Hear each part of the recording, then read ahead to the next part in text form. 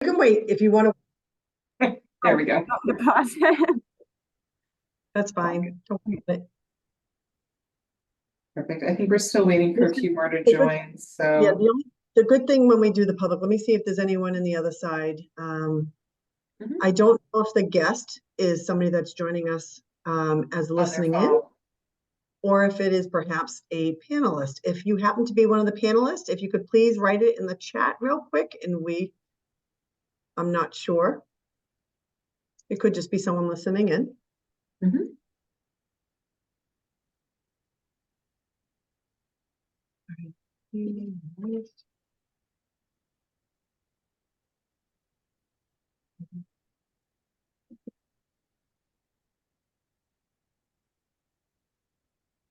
To those who've joined, we're just kind of making sure we've got everybody. So if you need to grab like water or anything, we'll just give it another minute or two.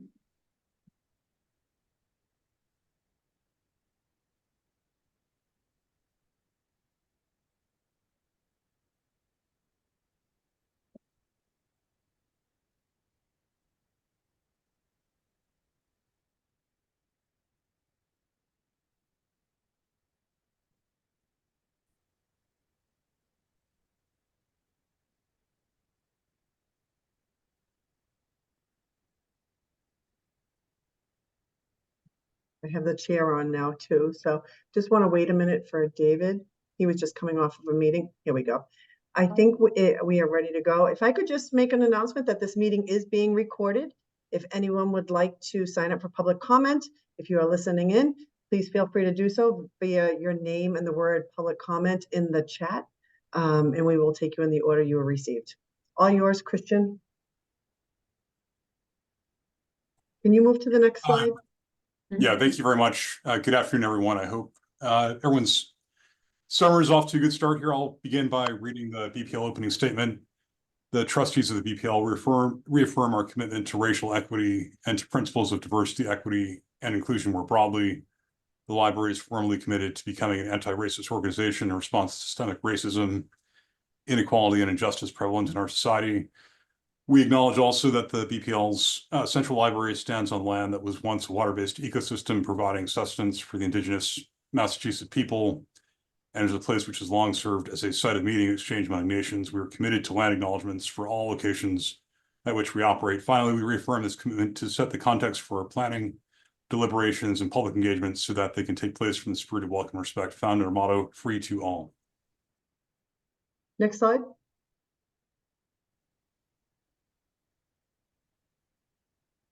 Christian, what's the roll call? Yeah, if you wouldn't mind, Pamela, that would be great. All right. Joe Berman? Here. Heidi Brooks? Here. Thank you. I knew I saw your name. Cheryl Cronin? Ron Dorsey? Present. Thank you. Jennifer Hawes? Here. David Leonard? Here. Ray Lou? Yeah. Jose Masso? I'm here. Paula Saki? Here. Mr. Soroff will be absent today, and Christian Wester. Present. We have a quorum. Excellent. May I ask to begin as an administrative matter for a motion to approve the May 10th meeting minutes? So moved. Is there a second? Seconded. All in favor? Aye. Opposed? Meeting minutes are approved. Thank you, Pamela. Next slide. Great. So I think this begins the presentation. Once again, I want to thank everyone for making the time to join us this afternoon over Zoom. I coincidentally just ran to the BPL thinking foolishly that this was in person and then ran back the credentials. So I'll keep it off video for now so you don't see my disheveled appearance, but it's a delight to see all of you. And we really have been making good progress. I think you'll hear from the Gensler Margaret Sullivan team that there have been some very rich meetings that have taken place with various stakeholders, including library staff and leadership in the intervening week since we last met. And so I'm really excited about this meeting. I think we're going to start to see the contours of our plan come into sharper relief. So with that, I don't know whether Aaron or others would like to take it from here. For sure. I'm happy to kick off. I would say, because we are virtual, who have we got from the strategic planning team on the call? From Gensler, you've got myself and Patricia Nobre. From MSS, we've got Jade and Margaret, and Kim Zebold as well joining. Because this is our first virtual meeting with all of you, I will say, we're going to try to keep the discussion as interactive as we can. We've got some live polling. We also, because all of us have logged on as panelists, the ability to mute and unmute. But if we do move forward before you finish the thought, or if you have any thoughts or questions as we go, feel free to use the chat as well. And we'll sort of keep an eye on both of those things. So we have 2 hours today, and what have we got planned? As Christian mentioned, there's been a lot of fantastic progress in the last month since we have met. We will do a brief update, sort of where we are, more recent engagements, but we're beginning to zoom into, for the strategic plan itself, what is the mission, what is the vision, what are the values that we want to frame this plan, as well as continued evolution on the strategic roles and how those elements are coming together. These pieces will ultimately form the backbone for the strategic plan to come. So we're really looking forward to dive into those topics today. And then in the coming months, sort of add, if I want to go with the metaphor, add more meat, skin to those bones as we create the animal that is the strategic plans. So again, we'll be focused on those primary topics today. And then we also want to end the session today really leveraging this group in particular. How can we aim for outcomes in the future? How do we level up some of this thinking? How do we focus on bold goals? And we want to bring you to the discussion where we are and then sort of end with that sort of broader perspective in mind to set up the next phase to come. So some project updates up at the beginning. We will share out the easier to read PDF version of this, but know that since we last met in May, we have obviously done board updates. We had a meeting with the city, an initial conversation with the city of Boston that will report out some of the conversation for that. Many of you were able to attend the community partner breakfast at the end of June. We had an all-staff survey go out to all staff members of the BPL that just closed in the last couple of weeks. And then last week on Monday, we had a session with the staff and leadership group that's similar to our framework in the past. This conversation will bring some of the thinking from that meeting here to continue to iterate on those themes. At a quick pass, things that you will start to see in the coming months. As I mentioned, our focus is now shifting from that sort of discovery visioning phase into how do we transform this into the strategic planning document. So there will be a number of drafts. We'll be adding some milestones and nuance to the drafts as they'll be coming in the next couple of months, but just know from a high level, this is when we will be coming back to all of the stakeholder groups to react to sort of where the plan is at and continue to iterate on the document itself. We are currently looking at scheduling for the next round. I think prior versions of this roadmap had showed our next engagement in November, but we really feel that it's important to continue to co-create alongside these key stakeholder groups, including yourselves. So we will be looking to shift this engagement a little closer to the fall so that we can react to the document where it's at. More to come on the scheduling for this, but high level, we're coming out of the blue skying iterative phase, starting to zoom into more document development and continuing to co-create on that. I don't mean to interrupt. I just want to make it known for the record that Cheryl Cronin has joined. She just needs to be upgraded to the panelist. Perfect. Thank you so much, Pamela. Okay, so again, just briefly at the beginning of this, we wanted to do, like our prior sessions, sort of a recap of what we've heard from the various groups. This again is just an overview of the groups that have been involved to date. We also, it wasn't on the roadmap explicitly, but we were able to sneak a question as well into a recent community survey. It was a community survey about mainly about the website, but we also were able to ask sort of which offerings were the most impactful to you. These are some initial findings. We had, I think, 220 responses to this question from community members. Again, existing library patrons, but really interesting to see sort of, these are ranked in order of how often they were mentioned, of what existing users are connecting to. I think a few call outs, library as third space, however much our team would like to conjugate that in. It came up from the responses itself and sort of mentioned in different ways, whether that was place, access to quiet spaces, helpful staff. Museum passes, again, we know a very popular element. And as I mentioned, we will share this out. The clip on the side, we sorted it alphabetically when we were doing the review, and books do continue to be, I don't think there's a surprise here, but we could fill multiple monitors with that response. That is why it's at the top, but there is a lot of nuance with there in how people connect to the work of the library.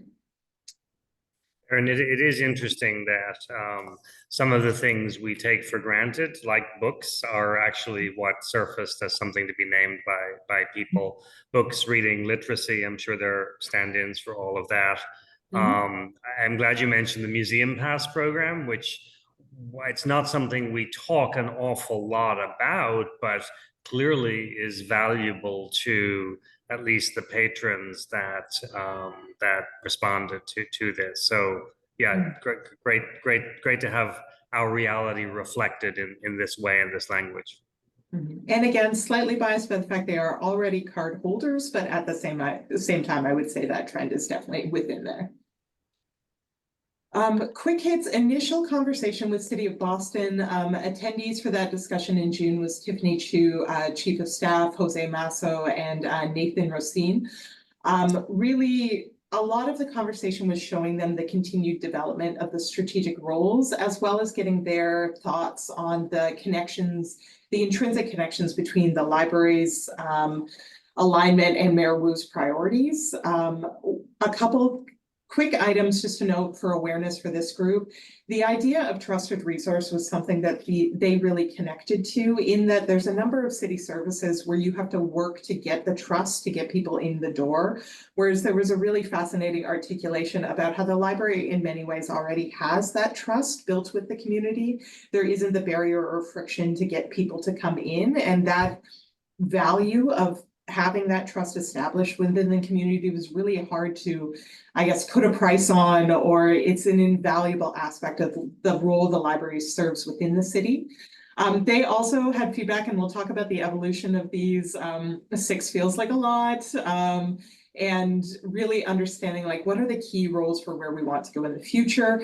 They shouted out the staff as being dedicated, passionate to events, and that being a great part of the city. And then also the role, and we've spoken a little bit with this group, of the library as an anchor institution for communities, and the footprint of the branches themselves within the city of Boston, and how wide that reach to the citizens within the city was, as a key anchor both for neighborhoods, but also communities and connecting to them.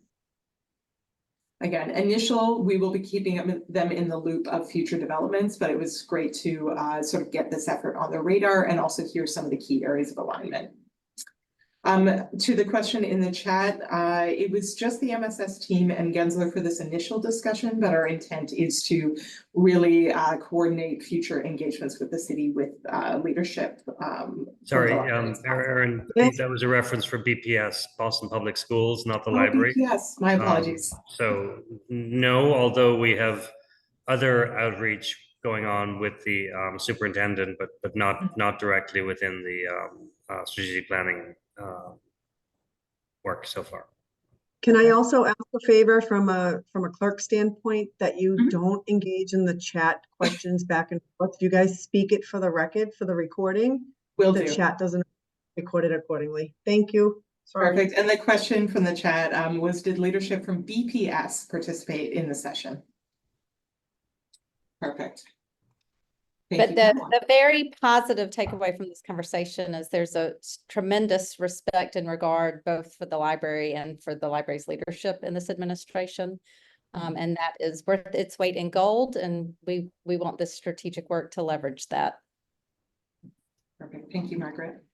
Yeah, can we pause a little bit longer on this? I think this is a really interesting discussion And I think what I'm hearing is that the mayor's office is excited about this initiative. They think it's important work. They think we're on the right track, but they think that emphasizing well, I guess they think that simplifying the metric, and we'll see that in the slides that come later is important. And that resonates with me personally. I think having it be simpler, having fewer categories is probably the right approach. But I also think I'm hearing that of the themes that we're articulating, the community connector, the third space concept, the convener role, those are things that are particularly important to the mayor's vision. Is that fair?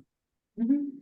I'd agree with that, Margaret. Again, if you want to layer on anything to that, but again, they're focused on place within the city and where are those key places to build on and partner with. And definitely a lot of interest in sort of how we connect to community, how we connect to city programs and align closely with that. And then the idea of a place of trust as something that could be built upon in a mutually beneficial way. Before Margaret adds, Christian, thanks for just pausing on this, because I think our relationship with city leadership is vital to who we are and our support. And the very fact that these kind of words got used, and none of BPL's leadership were present during this conversation, is telling that there's very little work we have to do with this administration around our value, that's already really established. And even though it was established with previous administrations, the words might not have quite come out the way that these are the same words we would choose to describe who we are, what we're about, and whether it's branches like Rosendale or collections work or trusted services. I'm feeling pretty good about that result. Mhm. Yeah, I mean, completely echo that. And their perception of the public library is as sophisticated in its understanding of its reach, being a connector to a variety of resources, not just conventional ones. What that means, they were less capable yet of articulating, but again, I think that opens up the opportunity for it to be articulated strategically and collaboratively with the city.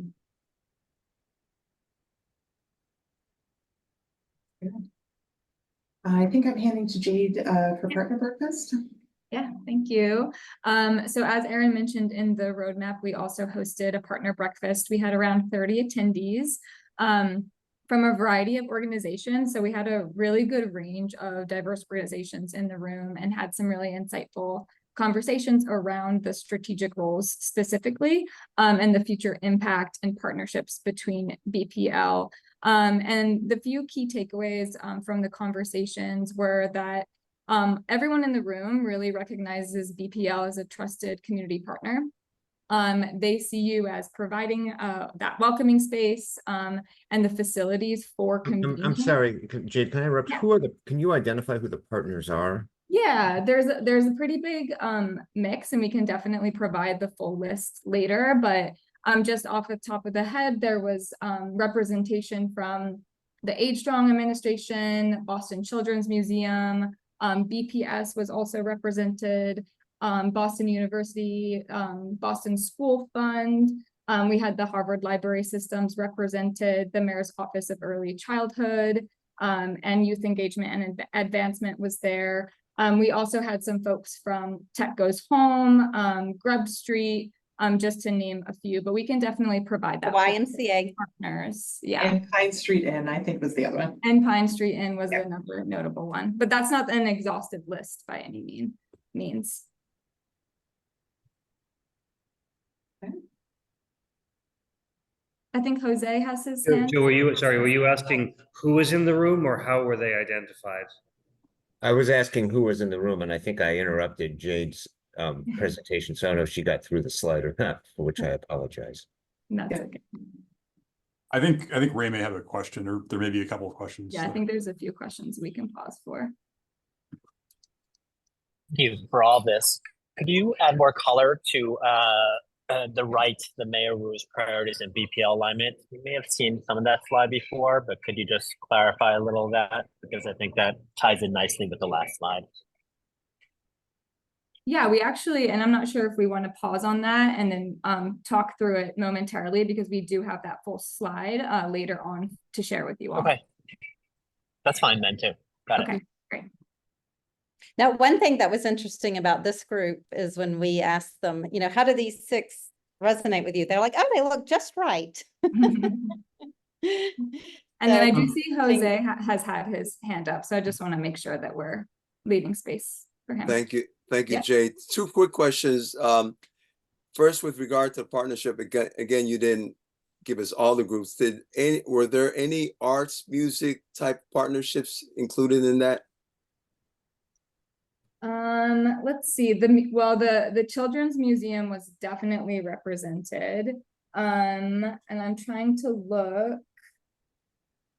I think that was On the invite list. I don't know if everyone was able to attend, but there were certainly quite a few arts organizations on that invitation list. Okay. We can And get it to then- you. Thank you. And then the other one, under bullet number 3, enhanced communication and outreach, did the group not only raise this as something we need to pay attention to, but did they give any ideas of how to go about doing that? There was multiple ideas, but it was mostly really just emphasized it as absolutely necessary to promote and increase awareness of what the BPL offers. There's a lot of conversations, especially around going out into communities and inviting them into the spaces. So a lot of it was focused on outreach efforts specifically. I think to add to that, I think some of the conversations around it, like, can you choose your own adventure? You know, folks mention examples like, you know, I go into the website, I see Canopy. I don't know what Canopy exactly is. I don't click on it. I don't know if that's actually, there's a whole wealth of information for children's movies over there. So I think there was a little, not only the outreach, but also when you get there, can I say, you know, I am a mother of 3 and I live in this neighborhood, and can it be a little bit more self-guided? I think there were a lot of conversations around how do you facilitate that navigation through the plethora that BPL offers, as we were talking. And folks had different specific suggestions around that, but I think in general. I think the one last thing I'll note here, and then we'll move on, is that, and the quote here says it, no one can bring people in the city together in this way but the library. So participants really noted BPL's role as being a convener of not only the community, but of partnerships as a whole and just various community stakeholders. They did emphasize the need for more intentional partnerships in that realm and emphasize the need for kind of formalization and definition of those partnerships.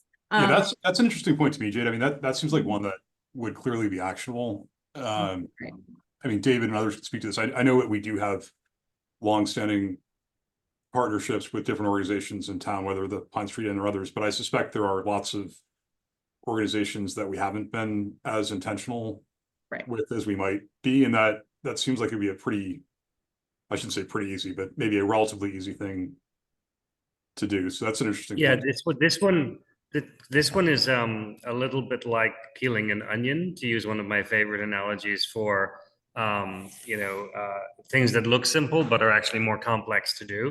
But I think so. I think more to follow. And I think thinking about it as intentional partnerships is exactly right. But that may mean fewer partnerships and not more at the intentional level, which might be ironic in this particular point. And Michael has his hand up as well, so he's probably going to comment similarly on this one. And then another question too. Yeah, I was just going to say very quickly, every partnership brings a lot of work with it. And as you'll see, the second bullet, staffing was identified as a barrier to successful implementation across discussion groups. And that was raised by the partners in addition to the staff that were there. So it's not as, yes, we could partner with, everybody wants to partner with us, but we just don't have the capacity to partner with everyone. So it does have to be very intentional. Ron, do you have the comment that you want to make? Yeah, just a couple of comments building on that. I think that you want a lot of folks to think about the library as a partner, but the library has to be very clear in how it best plays to its strengths. Not trying to be everything to everybody, but what are the 5 things we do really well that extend your enterprise? And things that you really don't do. You're not in that business, or you don't do them as well as we do them. The peeling back the onion thing resonated with me, David, because sometimes peeling the onion, there's a lot of crying involved. And so, we don't want too many tears behind this.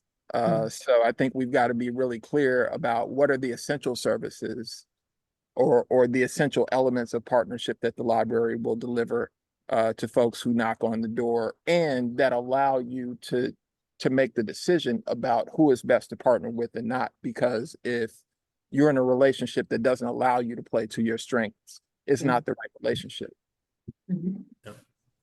I think the other dimension to partnerships was it does extend our reach and our capacity, such as the Pine Street Inn one is a very clear example of that, where they extend our capacity when they have their core and we have our core competencies.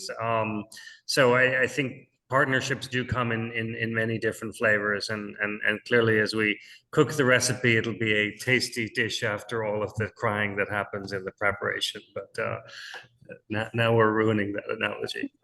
Okay. Great. I think All right. Oh, Joe, do you have something? Comment? No. Okay. So the last engagement we just want to recap is the last leadership and staff workshop. So on last Monday, July 8th, we conducted our 4th workshop with them. And we really focused on defining and refining the key elements of the strategic framework. So we focused on refining key elements of the mission, vision, and values. We'll share some of this development with you today, later on, for your input. Then the session also generated numerous ideas around future programs, offerings, and services to better serve the Boston community and enhance what the BPL provides. And then lastly, the participants also provided a lot of feedback around the evolving strategic roles, not only to enhance their impact, but to clarify and bring clarity to each of them. So today we're going to also build upon this work and integrate it into our discussions to further develop it with all of you, and then ultimately the strategic plan. And then I think I'm passing it to Margaret to set up values. And I would say the order of how we're going to, I'm trying to think of a food metaphor now, is intentional. We're starting with values. We're going to head into, now I'm going to get wrong, into strategic roles, then talk mission and vision, and then end with sort of bigger picture outcomes. We're doing it in this order. It's sort of from easiest to hardest. We may regret that framing if we have difficulty in the earlier sections, but we're seeing more alignment on values and wanted to start with evolving this conversation, and then we'll get into some of the trickier pieces. But in the final thing, it will definitely be mission, vision, values, strategic roles, but we shuffled it a little bit for the discussion today. So am I right in thinking like the first 20 minutes or so was really reporting out on work that has been accomplished, and this next piece is where we want the committee to become even more involved in opinions and just vetting and so on and so forth. Mm-hmm. Perfect. So Margaret, are you taking these two? Yeah, I'll start it off. So values at their core, I think increasingly, as we're seeing the world and our communities' conditions changing rapidly, values are core and the stability and the backbone that really guide our work. Traditionally, they've been defined as what we believe, how we interact with each other in order to serve our communities with empathy and with compassion. But I think even more importantly, and Kim's going to give an example of this with her work at DCPL, how they bring us the courage that we need each and every day, as the world that we are existing in is continuing to be a place of division, of strife, and sometimes lack of compassion and lack of empathy. So the values work that we've done has been intentionally an all staff contribution, that will show you those results.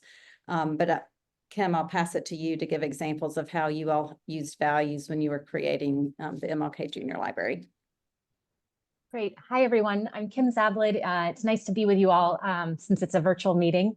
And I'm East Coast, but not Boston. I haven't gotten to come to this group yet before, so I'm really glad to be here with all of you. I've been hearing a lot about you. So I want to frame this as, so I was the head of public service and held multiple roles as they were building modernizing. It was about a $211 million project in the Central Library in DC. And if you haven't checked it out yet, I hope now you all have to be library tourists when you go to new cities. So you absolutely will go there next time you're in Washington, I have no doubt. And it's pretty phenomenal. So I will say that I'll call myself a convert to the values work.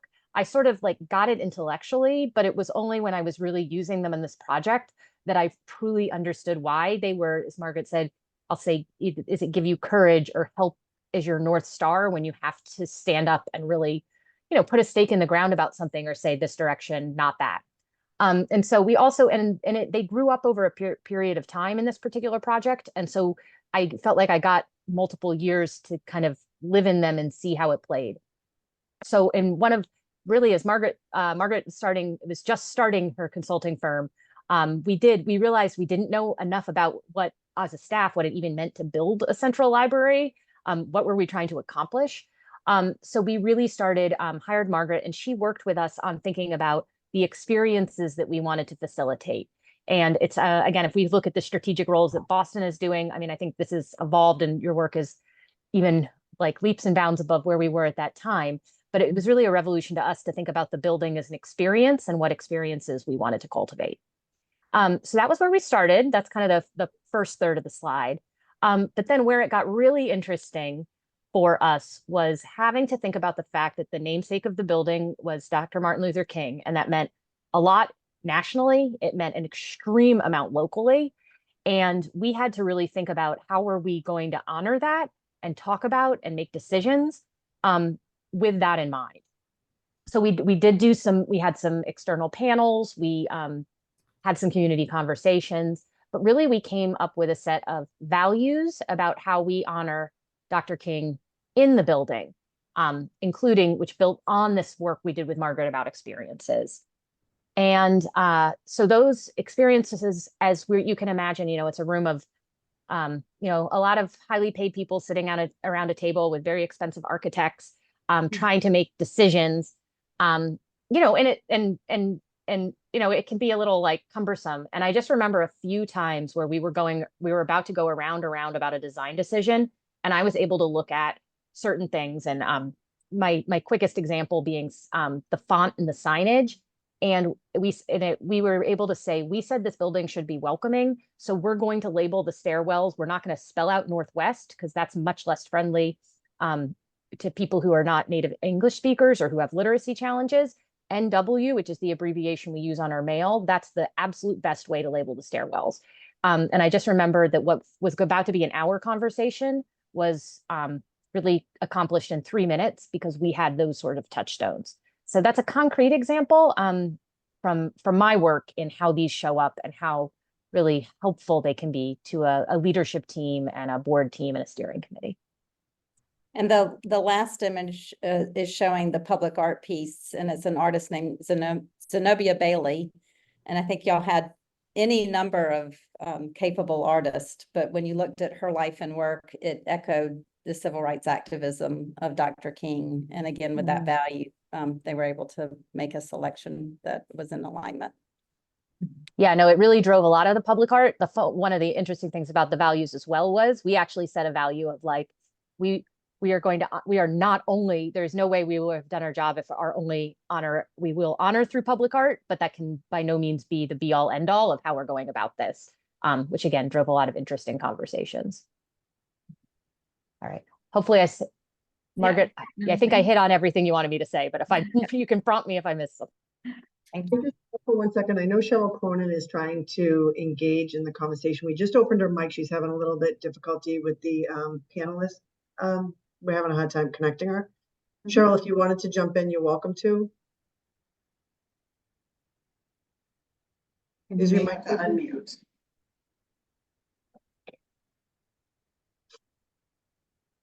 Did you unmute? Whatever. There we go. It's fine. Okay. All right, sorry.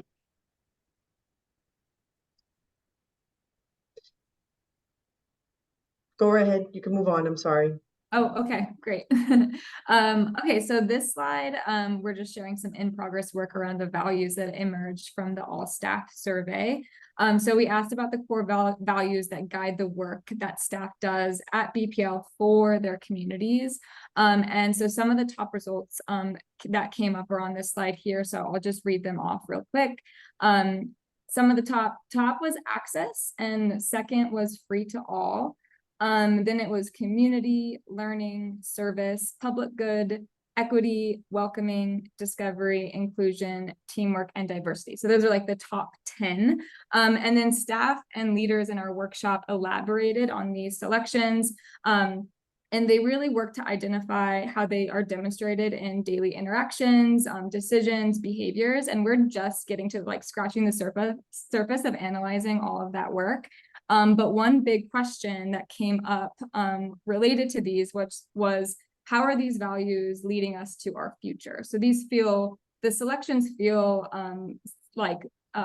symbolic of our current state, but what's leading us to the future? So we wanted to actually open this question up to all of you and ask your perspective on this. So to do this, we are going to use Mentimeter, which is our interactive polling software. So you can just grab your phones and open up your camera and scan the QR code on the screen. It'll pop up with a little website, and you click on it and it'll go right to the question. If that is a struggle, then you can also go to www.menti.com and then enter the code that's on the screen, which is 61880493. And so the question here, and we're going to keep this list up for a moment so you can all see, but out of the list on the screen, what values will BPL need to move into our future? And you can select up to 3. And you will have, sorry. Oh, I wanted to, often we see, because we work nationally, we see some consistencies, but it's always, we always like to articulate things that we're seeing that are distinct about the communities. So access tends to be high on the list when we do this kind of questionnaire, but what we have seen that's distinctive for you all is free to all, as you can imagine. Learning isn't always embraced by libraries. Sometimes they don't consider themselves an active educator by using that word.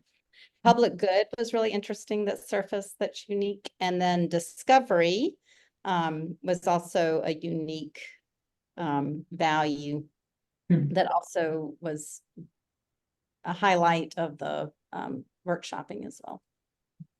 And it was an interesting conversation in the room. I will blame David for the question of, was it phrased as current state or future state? And the question in the staff survey was really speaking more to the current state. So there is a question, and would love to hear from this group as well, in will our values get us where we want to go? I think has been the interesting discussion when this was phrased to the staff. Some thoughts around the idea of compassion, or are we being bold? Are we frightened by some of these lower ranked values? And sort of where we are now get us to where we want to go? And that was sort of why we wanted to bring that challenge to this group as well. All of these, there's nothing right or wrong about the values you select, but it's interesting to think through the values we'll need to carry into the future, and whether some of the sort of top ranks are where we need to head. So I've pulled the live poll up here. I'm just going to make this full screen. I think most people have gotten the QR code and everything. But it is a word cloud, but the the size of the font will increase if multiple people wrote the same thing. I think it's interesting to see access as the heart, but also Kim, to your call to action. I think having access as the heart helps us make decisions. We had an interesting discussion as well at one of the staff tables where we were challenging people of like, what does this look like? What's the measure of success when you complete the work? And there was a conversation around working doors, or whether doors are too heavy to open, or whether doors have like a push button to help with a stroller. And if access is your core, and the decision is, do we do this or do we fix the doors? It kind of helps in near-term decision making. But again, that's just one anecdote based on the conversation. Does anyone want to speak towards what they've selected, or any thoughts on either the existing or future?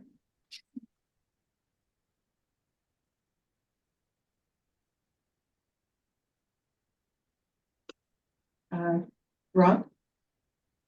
I don't think I want to speak to any particular value, but I think when I pull back from this, part of what I was looking at was how much of this aligns with my perception of Boston's civic values, and how much of what the BPL expresses needs to align with or cut against values.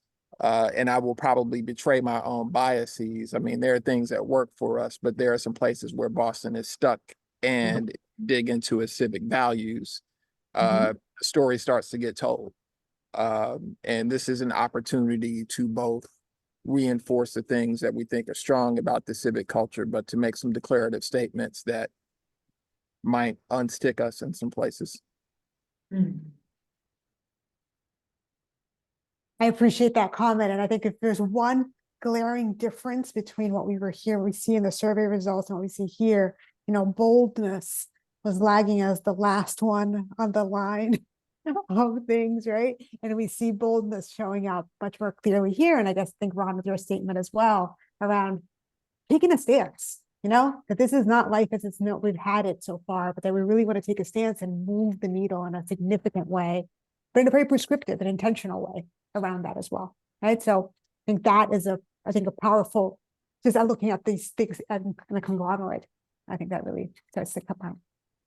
Yeah, and I think if we want to go to the next slide, we have a summary of some of the sentiments that came out of the workshop. And these are really summarizing some of the things that are kind of leading us into the future. So though they weren't necessarily seen in the top results of the survey, this is some of the sentiments we discussed with staff. And there's kind of three overarching themes that emerged. So one theme was centered around just BPL's commitment to removing barriers. So staff highlighted free to all as it being uniquely BPL, and seeing it as promoting equity and kind of barrier-free access. However, they also feel that there's a really big opportunity to redefine what that means and reclaim this value, as the city hasn't always been free to all. So I think that there is kind of that redefinition needed. And then additionally, they also emphasized connection as being kind of synonymous with access, with service, and emphasized, you know, fostering community and facilitating access are key to breaking down existing barriers. Another theme that came up was just a focus on creating inclusive environments. So this was evident in values such as welcoming, belonging, justice, compassion. You didn't necessarily see those as top values in the survey, but they definitely came up and were prevalent in our conversation. And they were really prevalent in ensuring that both patrons and staff feel seen and valued when they come into the BPL spaces.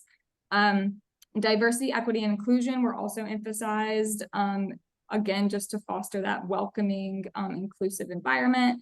And then there was also a mention of sustainability, which wasn't on the staff survey. So really aiming to integrate both environmentally and operationally more sustainable practices. And then the last one was really focused on just cultivating a dynamic culture. So this included fostering a culture of trust and transparency, this one we really love, just integrating joy, discovery, and fun into daily activities. Later in the workshop, a group was even named themselves the Department of Fun. So I think that that's really distinct and unique to BPL. And then staff also just emphasized the importance of being creative and resourceful, even with limited resources. And then also, as you, which was interesting, boldness came up with all of you. There was also a call to be more bold and embrace boldness and encourage just a cultural shift of taking risks. I think this is an interesting exercise and welcome thoughts from others. Some of these concepts overlap.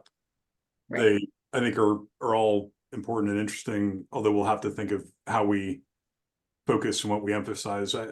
For me personally, I think free to all is such a powerful statement, and it's a statement that's distinctive to the BPL, and it was chiseled on the building in 1888, and we may not have always lived up to it, but I like your idea, Jade, of reimagining or re-articulating what it means to be free to all, maybe with all underlined. But I think that just permeates so many different aspects of this, whether it's access or equity, or it's even discovery, unlocking resources that people might not have realized they have access to, and allowing them to use them in all sorts of different ways. So it's an interesting exercise. People may have different views, but to me personally, I think the free to all concept really ought to be something that's very core to the rebranding. And I'll bring those results just back up for a minute if there's any other sort of thoughts when you were going through it. Jose, yeah. Yep. I love the third box, the dynamic culture, and in it, I'm thinking, because the question is about the future, right? So I'm looking at David, Michael, and others, staff leadership of the staff that we see being the future when David, Michael, and others are not there. Do you see them embracing that last box as being very much why they will be part of the BPL community? Even more than we are, I think there's a new generation of staff people who are, I think they want to push us faster as an institution than even we are trying to grow, because I think there's systemic. I love this box too, by the way. So it's not like we're holding people back, but there's a systemic inertia about any government bureaucracy and any library-like institution which has a culture of resisting change just because of what it is. But I think we've got a sandwich of people who want to be leading the charge and newer people who want to see this as our reality. But maybe I'm being a little glass half full on this one. I would agree too. I think this through all the different staff, those who've been there for a long time, those who are just come in recently, of course you'll see a range of people who are subscribing to that dynamism. But I do think we see it more and more we're also getting better at hiring really good people, I think. And that's been a trend, I think, in the last 5 or 6 years that has really helped us move that needle towards a more dynamic culture. Well, I was hoping that was the answer I was going to get, because I think, going back to Ron's point, I think, we have a generation now who's unapologetic as to what their expectations are, both of institutions, the workplace, et cetera, et cetera. And I think that box touches on some of that expectation. At the same time, I'm thrilled to see it, because I think it touches on the core of why am I working there? Why am I part of this community? Why am I engaged in this daily exercise of connecting this institution with its patrons? And, I find that the other two, I think, are standard, if you will, under quotations, meaning that's what you would expect of an institution such as ours. But I think that third one is the one that gives me a sense of, when we use the word future, that has to be one of the things that we amplify, as far as let's make sure that the future includes this ability to be a dynamic culture, encompassing what we might look like in the future as far as people, going back to your introduction, Margaret, as to the challenges we have today. So I'm glad to see that these these came up in the way that they came up. So thank you. Can I just one point on this? I think for all three of these, but particularly this last box, I also think it's a little bit of a warning, because I do think that those very individuals you're talking about in Michael's reference to hiring some really good talent, they won't stick around for long if they don't feel like you're making good progress. I think particularly on coming up with a more expedited framework for decision-making and other things like that. And I think that with the younger generations that we're seeing in our organizations, they're more rightfully impatient. So I think we should bear that in mind as we're going through this process. If I can, I second that thought. That was my experience at Massport. It was similar to this, where we had some great dynamic folks join us, but within 2 years, if they didn't see, they were looking someplace else where they would feel that dynamic culture in the workplace. So I agree with you, Cheryl. Thank you for highlighting that. And this is I think a shared agenda with our city colleagues as well, because there are so that's the good news is it's shared. The bad news is that all of the bureaucracy that holds the library back is exactly what holds the city back in even more in more ways. So there's more penetrating to do of how to live up to what this value is calling us to, for sure. Perfect. We'll head to Heidi. I think you've got your hand up, and then I am gonna sort of kick us to the next spot on the agenda, but. I just want to commend the team for, I think this is a great summary, and you got all the nuance in, was it like 50 different adjectives? And I think this is both kind of realistic and aspirational. Perfect. I wanted to have the bow with just one comment that is, I'm very joyful of the conversation that you all are having, because it reminds me of something that I often say to folks in this work, which is, I know, we're going to come out of this work with all these initiatives and things that you can do, but if there's one thing only and one thing only that is gonna that we want to start with, it's come in to your space representing the library with the values, because this work is relational. That's enough. So coming in to the work and representing those values for each other and for your communities is the place to start. And to hear you all as the supporters of the next generation of library leadership, recognizing that is the needs to be a guiding framework for amplified support is extremely exciting and encouraging. And I think it's from the group that we've been working with, they will embrace that support that they are hearing as well.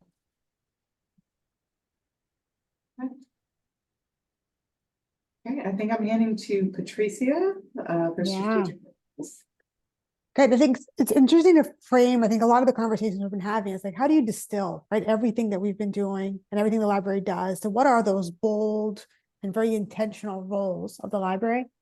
Some of the conversations, I want to frame that strategic roles are really more around what are the outward facing pieces, what's the roles of the library to the communities it serves. There are a number of other things that we're not presenting today, which would be more almost like, what are the organizational shifts that we would need to have internal to allow for this to happen.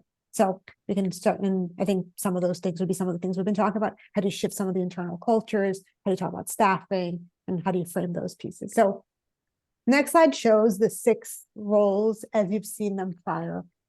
And it's been a powerful process to be working together with the multiple engagements and stories to start to use those processes to inform which of these pieces, how do we start to distill this and really culminate into the pieces that will drive the library into a bold and targeted future.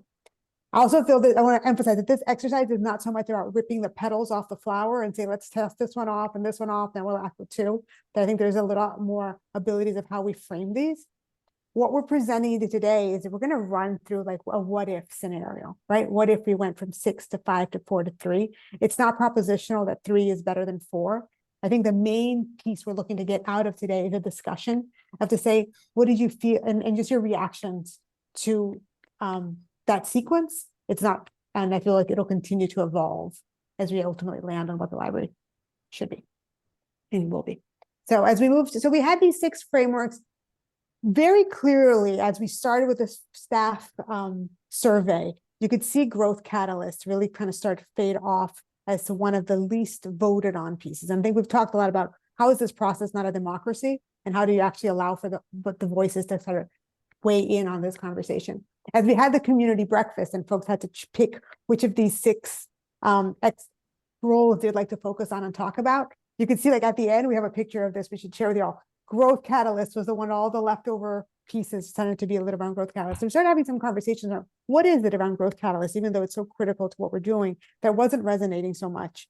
And really landed that there was something holistic about, yes, it is about propelling the personal growth, but it wasn't fulfilling a pointed need in as strong as a way as many of the other roles were. So started to evolve this framework and initially say, what happens if growth catalyst finds another place in our framework, and explored further and get some reactions and on the July 8th workshop, and then on July 5th, and now with you to say, what happens if we were to explore what are the reactions around having 5? So this is very much a removing growth catalyst and having these 5 strategic roles to continue to grapple with. As we started to getting some of the conversations here, a lot of these became really understanding what's the role. I think if you move on to the next slide, yeah, around cultural advocate. We had a lot of conversations of saying, isn't the role of being a cultural advocate so central and so core to what the Boston Public Library is looking to do that it can't be distilled to being one of the buckets? Isn't that when we talk about engaging in lifelong learning partner, that we should be telling and learning about all the stories? That we talk about welcoming destination, that it needs to welcome all cultures and backgrounds, and that looks different place by place. And we talk about trusted resources and how we do that and how you talk about and those needs looks different in the different cultures you're supporting and so forth. So say what would happen if cultural advocate found another home and say it isn't necessarily a strategic role, it's really about a larger mission and vision of what we're looking to do, and said, what if we were to have 4 roles? So I'll walk you through that framework. This framework really starts to have the 2x2 framework of saying, framing the role of the Boston Public Library on the y-axis of saying connecting folks to knowledge. And this is like revolving to this idea of like, how can it be a discovery catalyst? Different from a school, when we had a lot of those conversations in the partners breakfast, but how do you inspire a love of literacies and exploration, right? Celebrating many heritage and cultures and past and future. And then on the bottom part of it, not only connecting to knowledge, but also connecting to resources. We heard a lot about this, right? Connecting people to the services, to the partners, to the resources that support their needs and well-being.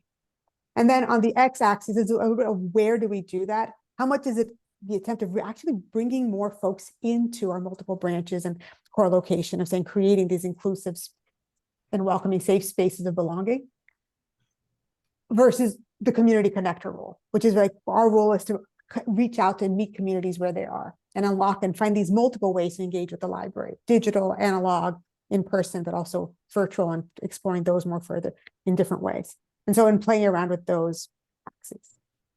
And then just as I wrap up and continue this kind of crescendo of decreasing here, some who might be able to advocate for, and we can discuss this more, this idea that the community connector is much more of a how we're going to do this than a what we're looking to do. And love your reactions to this.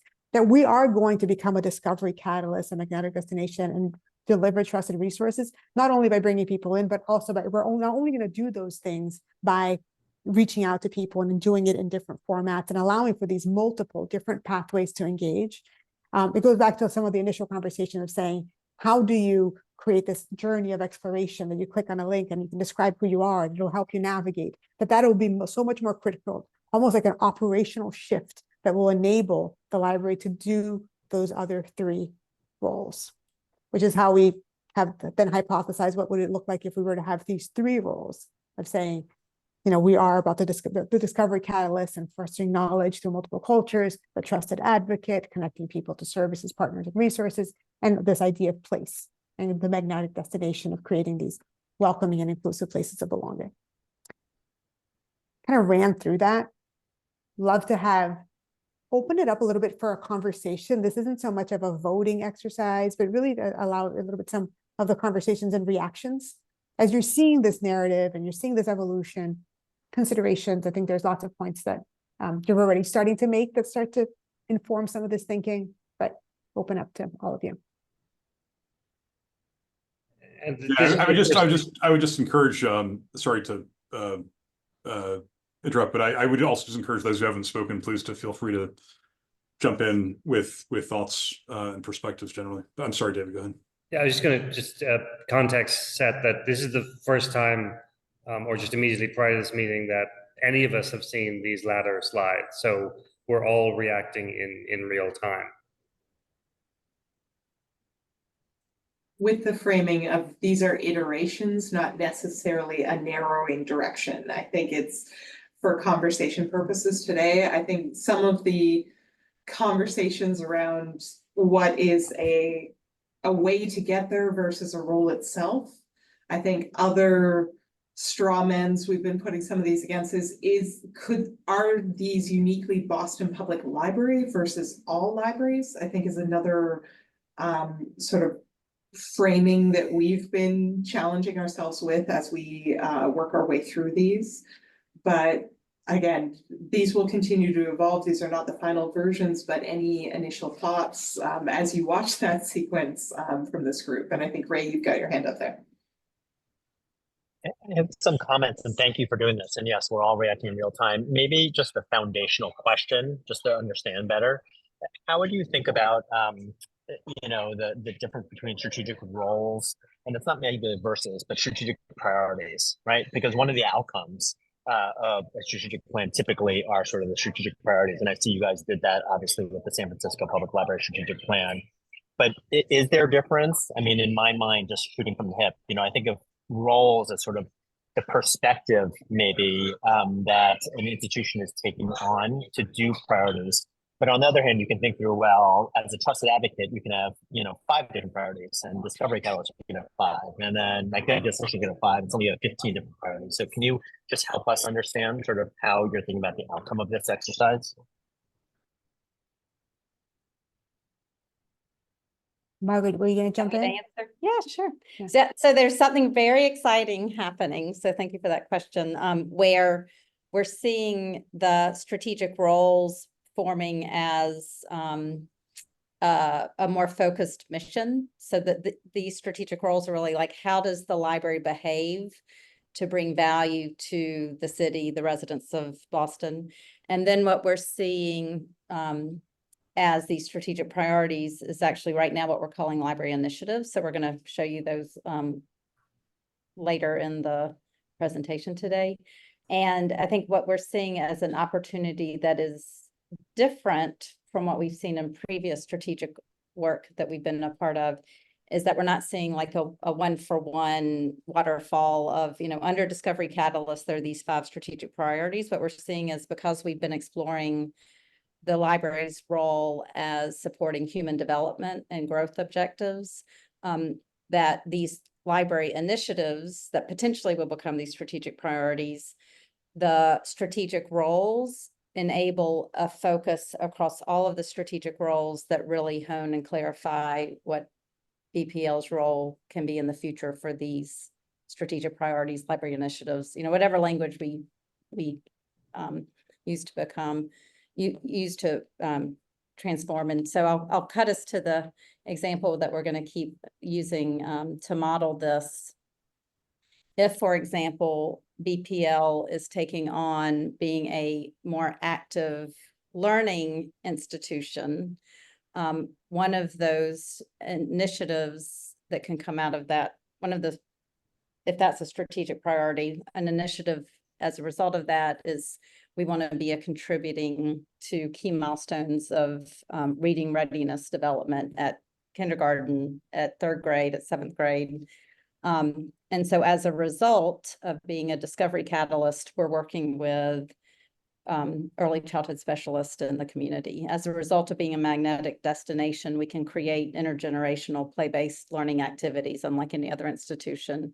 As a result of being a trusted resource, we can connect folks to wraparound services that can support the whole family, social and emotional learning opportunities. So that's really exciting, I think, for y'all that these roles help clarify the strategic and priorities. I think that's right. I think like in a nutshell, I think it's like these will help inform what the strategic priorities are, right? The strategic priorities will live within these bubbles that we choose here. So Those are my question. the initiatives that will follow have to be related to roles that we as an institution will be playing with respect to a given community, a given type of service. That's correct. So if we don't get the roles right, we will not have a framework for deciding among the priorities. What I very much liked in the earlier dimension of this wheel is that different branches or different functions may focus more deeply on one or more roles versus all of the roles. So that was a very interesting way of dealing with prioritization, that it doesn't have to be all roles at full force for every department or every location, but it's a framework within which you can set those priorities. So that I liked. Now, because you're showing me this the first time, I mean, you're getting my reactions full force on this. So what you've done with this 4 model and 3-point model is you've changed 3 things simultaneously. You've changed the name of the role, you've changed the description of the role, and you've reduced the number of roles. So you've made 3 substantial changes all at once. And I think you've introduced words that no longer make sense at all. So I really want us to work on the 5-point model because I think that captures who we are and what we do much more than the simplified models. Yeah, 3 points and 4 points is simplified, but not if it doesn't reflect our reality. I do not like the word magnetic destination. I do not think that works better than welcoming destination at all. I also think discovery catalyst. We already rejected growth catalyst because it was unclear and no one could relate to it. So bringing it back as in this frame is just unhelpful. So honestly, I think we should be working around the 4 or 5 from the vision on the left that we have right now. We know that the cultural advocacy one is not right yet because of the words used, but those are who we are. So that's my reaction to this 3-point and 4-point model, that it's not the right basis for what we're talking about here. But maybe others will have different opinions. Before we thank you, David. Before we dig into that, I don't think, Paula, you've shared your perspectives generally, and I saw your hand was up. Do you want to? I was going to echo because I'm reacting to, oh, can you hear me okay? Yes. I was going to echo David's concerns as seeing this. I mean, I looked at the slides earlier and I really don't think this speaks to the role of the library. I do think maybe going back on the left, like magnetic destination, it's just, they're not resonating for me. And I feel like we have to get the right words, as David said, in the roles defined. I think having fewer is good. 3 is great. People remember them. We talked about this in some of our staff and leadership meetings, but I think I just want to echo what David said. That's primarily what I was thinking as well. And I guess just to confirm, I think it was mentioned at the outset that one of the key pieces of feedback from the mayor's office was that they wanted this to be simplified and for there to be fewer elements. Is that right? Question for Gensler and Margaret Sullivan. too. Yeah, sorry, I realized I was on mute after already making a noise. I think it was less that just like their feedback wasn't larger quantities is bad. It was just sort of friendly, neighborly, how does this help you focus sort of thing. But to David's point, like if it's meant to be a framework that is sort of levered up, levered down by location or department, like challenging from a functional perspective, challenging departments or branches to focus on like maybe their top three could be a way we could focus it. It's sort of a yes and. But I would say it was an initial, when they saw all six as kind of concerned partners, is this too many things to take on versus I think you need to get this down to 2 type of feedback, just for context on the nuance on that.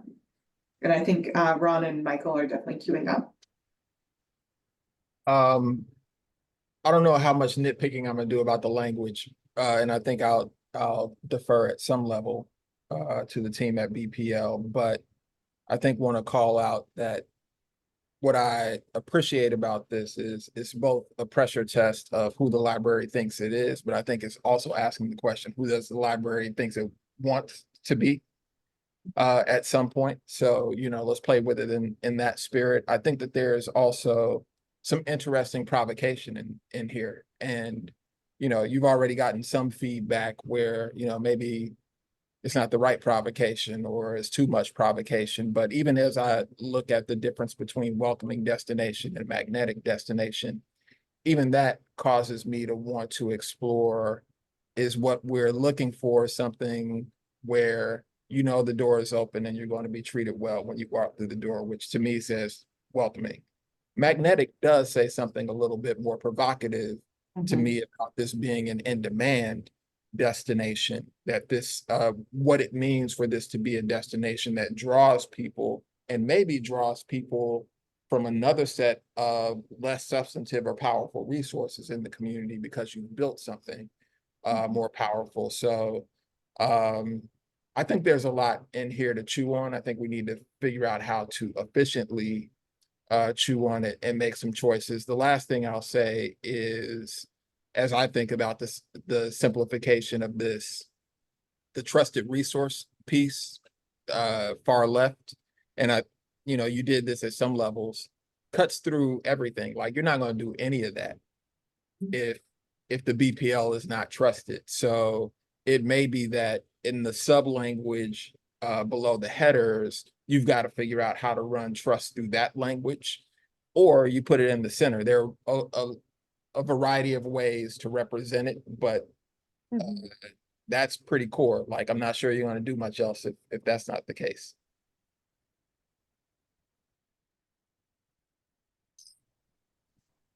Michael, you're muted. And then Cheryl, I saw a real life hand, so maybe right after Michael. Oh, Cheryl, no, why doesn't Cheryl go next? I kind of wanted to wait till towards the end. Yeah, So Cheryl, go I ahead. wanted to echo a little bit of what Ron is saying, and I almost feel like the first conversation we should have is a little bit less of whether it should be, 5 or 4 or 3, but to look at like all the choices here that you've sort of laid out as kind of options, and to think about, what do we think needs to be at like the first level here? I mean, I will just say, here are the things I love that you say here. I love the term lifelong learning partner, because as someone who has used the library for 40 years, as a mom of young children, as a location myself when I was in my 20s, and then as a much older person, I love the lifelong concept.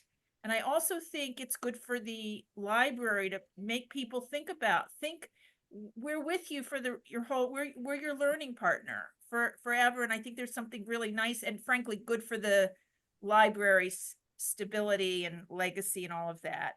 I do agree with, to me, we should be somewhere between a welcoming destination and a magnetic destination.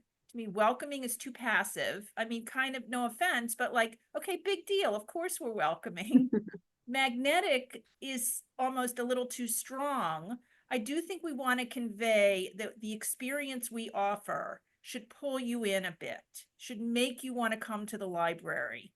And so I feel like we need to see something almost like a term that we'd all feel good about, that's somewhere between that. I don't love the use of the word advocate, because I'm worried that it will put a burden on the library's work that is unrealistic. Because of course, for me being a lawyer, when I think of the word advocate, I think of, you know, a certain level of conduct that I'm not sure we remotely have the capacity to do. And I do agree with Ron. I think the word trust is really important for us. So anyway, I kind of feel like that should be like, we should talk through, whether it's today or some other time, the choices here, and sort of, and then see where that leaves us.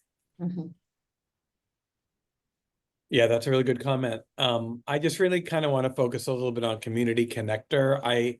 As at the last session, of course, that name is wrong because that name doesn't actually reflect what the description is. It's not about connect, that makes it sound like connecting communities to each other. And this really is about the, as you mentioned, meeting people where they are and serving people where they are. And while that is a how, I understand your logic.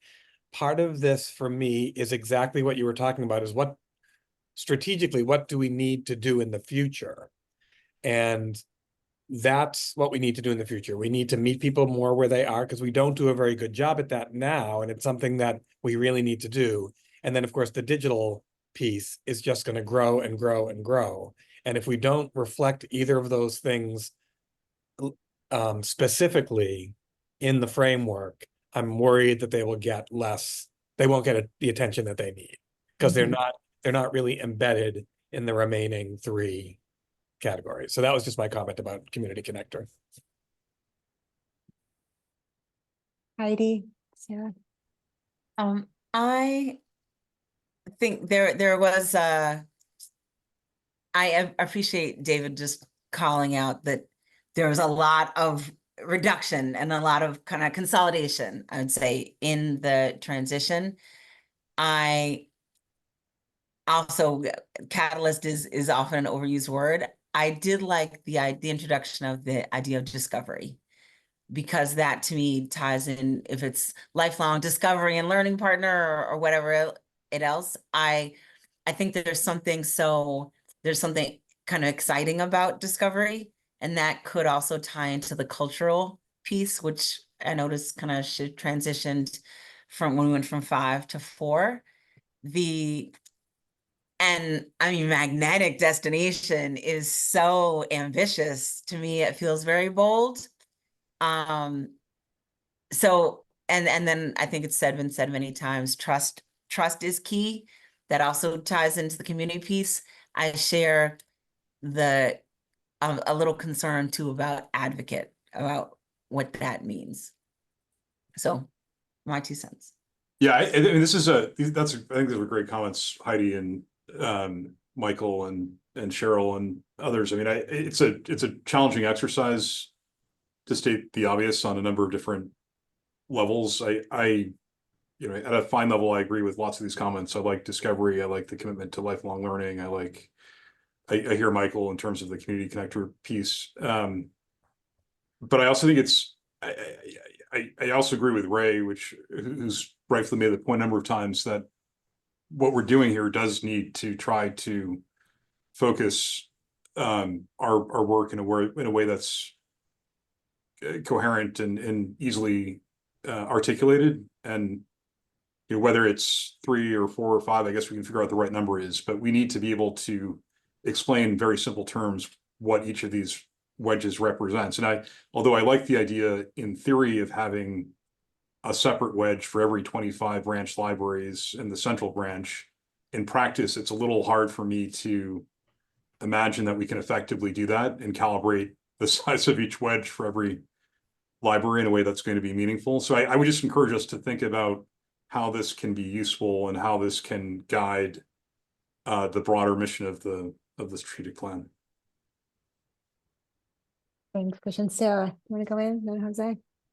Sure. Yeah, it's a really thoughtful conversation. I appreciate everyone's input. I have been very attached to trusted resource, but now I find myself responding to Ron's comment that the trust is actually like a core element. It's not a strategic role we play, it's a fundamental. So I'm kind of rethinking. I love the word. I love those words, but I think that's a really important point. And then I want to triple down with Cheryl and Heidi. Advocate is the wrong word for us. What's like, that makes me think about like lobbying and political advocacy, and it just doesn't describe what we do. So that word's it's not hitting it for me. Thanks, Sarah. Jose?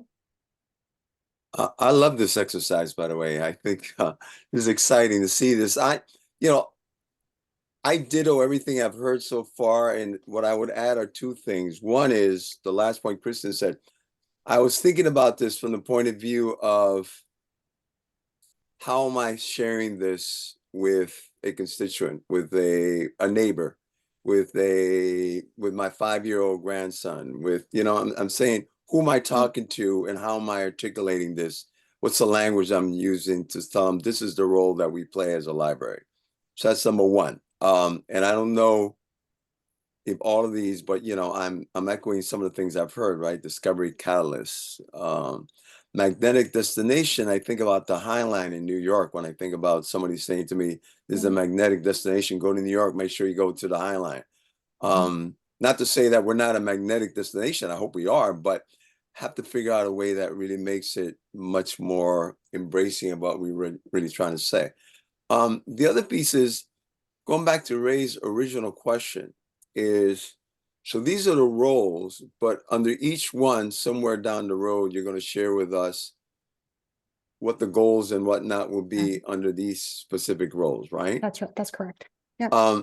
And so I don't want to cheat and move us there yet, but my expectation is that you've done that for 5 and you've done it for 3, meaning you've done it for what I'm looking at my left. If it were the 5 elements, these will be the goals under these 5. And if you're the 3 elements, these will be the goals for these 3 elements. I'd be lying to tell you, oh yeah, it's all baked here. You choose an option and we'll have the report, bam, done, ready for you. No, that's absolutely not where we're at. I think it's evolving and saying, what are the priorities here that'll help them therefore inform what are those strategic things and how much do they vary branch by branch? So I think there's a complexity around what are those specific initiatives. So and the workshop that we conducted last week is starting to define some of those objectives and outcomes based on needs of those 5 strategic roles that we workshopped last week. I see Jennifer's hand is up, and I don't think Jennifer's spoken yet. I'd love to hear Jennifer's perspective on some of this. Oh yeah, thank you. I was just gonna say the magnetic destination is a very kind of like strong, sort of almost provocative language, and it brought to mind immediately, like in my mind, dynamic programming, like innovative programming, and underneath this sort of sketch here, it's about more relating to the descriptions akin to the welcoming destination piece of creating inclusive, safe places of belonging, which certainly would make a place magnetic. But I was thinking more of like a dynamism of programming and what brings people into the library that is fun and different, And like, I was just gonna say, at first I was like, Discovery Catalyst, it sounded kind of vague, but there is something kind of magical. I was thinking that how to sort of capture the magic of discovery in the library, because I see it every day. So at first I didn't kind of like that, but I kind of like it. But I know that we have to like organize the roles, like the roles within these priorities, or the roles within the priorities. Like, this is something that has to actually be enacted. So we want to get it right. But I'm just sort of reacting to the language, like the language of the larger chart there's something very soothing about it. Some things I like about that lifelong learning partner sounds very solid and assured, and trusted resource does too. But to like Heidi's point earlier, maybe I think that was Heidi who said that maybe trusted resource could be sort of implicit in some of the other categories. And I'm sorry, Heidi, if that wasn't you, that was you. But so yeah, there's there's just a lot here. It's so hard, this widening of the scope and then narrowing the scope and how to get it right. So, but thank you for all this work. If Yeah, I and can we'll just pass it to say, Ron and then we'll call it a wrap on this I piece. was just Sorry, gonna say, Pamela. we have to watch the time. You're Yep. you're nearing it if you're Yep. gonna get to the slides. So Patricia, real quickly, I've been talking a lot, so if there's somebody else who wants to jump in instead of me, let's do that. Go for it, Ron. I think we're all curious. All right. There's some language that's kind of rolling around in my head about the library being an institution that provides civic grounding as well, because for some reason, as people were talking, the book Brave New World jumped into my head. And what I don't want the library to do is to be an institution that produces Soma. I think you remember there was like this worldwide drug that kind of made everybody feel good. There are aspects of this that should make us feel good, but I think at a particular time in civic history where we need to figure out how to ground ourselves in some information that minimally we can all look at. And there's a source for it. I think there's a whole lot of other stuff about how we agree on what we're looking at, but I think the library is going to play an important role in grounding us civically going forward. Thanks, that's right. Quickly, I love evolving the cultural advocacy work to being something about civic grounding. I think there's something really special in that evolution that would help with that concept because it's not gelling quite yet. And Jennifer, I love Magical Destination. That to me, that's wonderful. I don't know if it'll survive editing, but it is something special about who we are. Thank you. We love a visceral reaction. We love to present something and people be like, love it, hate it. And I think we've got a lot out of this versus presenting you things you're like, yeah, that sounds good. So really appreciate your commitment and like strong reactions to these things. I feel it's like helps us advance this more fully and I think in a more meaningful way. So excited to continue. Patricia, I know we're moving on. I just a quick comment that what's so great about this discussion is it will help us figure out which sentiment belongs where in values, in mission, in roles, because I think there's room for all of it, but each the sentiments will have a kind of most appropriate place to live. So that was I was really doing a transition slide. That's right. And if you had a visceral reaction to that, get ready for what's to come.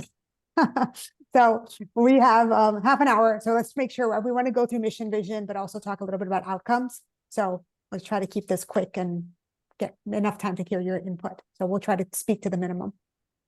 I'll pass it along to who's introducing this? Sorry. Margaret, this is you. I cannot see the screen. Oh, I know why. There we go. Thank you. So we wanted to focus on mission and vision and the development. And just to remind us, the mission is our secret sauce, what BPL brings to the world that no one else can, our purpose and our role. And our vision is from BPL's privilege perspective and the values that we embody. How do we articulate, act upon, and describe a bold vision for the future as a result of our contribution to this utopia? So we want to reinforce what the definitions are. And some of the guiding characteristics that we have agreed upon, that all are agreeing upon about this work, is that the language should be accessible, stated from BPL's perspective, be clear, concise, and memorable, be poetic and evocative, and be in dialogue with the mission, and the vision should be in dialogue with each other. So we can go to the next slide.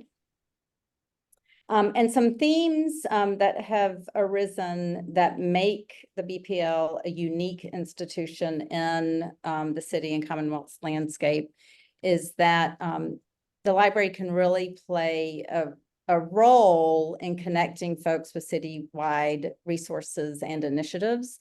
One of the things that we see in working in urban communities is it's not about lack of resources, it's about lack of connection and inefficiencies and and the inertia that comes with connecting community members to the resources for quality of life. And that's where those shared partnerships and shared outcome goals are really critical. Y'all's lifelong learning, partner on a lifelong learning, customized learning journey. No other institution can really focus on the whole person development throughout their entire life, both in educational, but then also in social and emotional supports.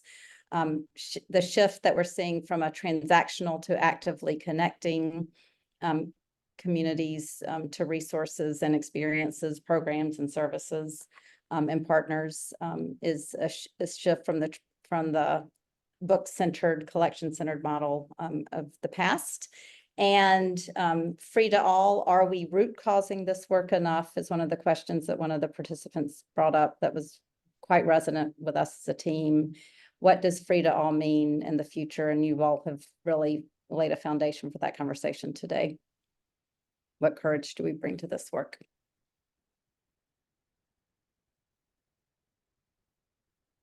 Okay, so don't focus on these words too much. It's hard to say that and then simultaneously show you words. So the evolution of mission and vision, we have had the leaders attempt to write them. We've had discussions around it. We've been bubbling up discussions from other areas. This is a version of the vision and missions that we showed last Monday to the staff and leadership group. And we had them kind of rank which of them they liked the most. So what you're seeing on here is for discussion purposes, we had one that was a little more focused on community, one that was focused more on connection, and one that was more focused on culture and stories. And in the gray, you can see we had them vote on the top vision, and the favorite within the room was the center one. A lot of alignments, and we had this on our prior pages, a lot of alignment with the word discovery and curiosity, but in an intentional way around whether it's guided discovery or finding what you need versus accidental discovery. And then the ones on the bottom, there was top rankings, but not a lot of alignment on like, we really like one of these. And I would say these are all other feedback that we received was these are not necessarily clear. These are more lists. It's not necessarily, I think one quote was speak to my soul. It's not something that, to the comment earlier, as far as like, how do you take this out into the world? So our team, we took another pass at mission, trying to really evolve on what we heard last week and come back to this group with something that was a little, in some ways easier to react to because it's a little more refined.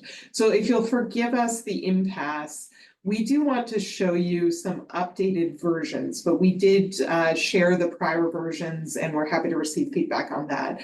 But I'm gonna leave this up for a minute just so you have a chance to read through them. And then we're gonna bring that back, that live polling tool.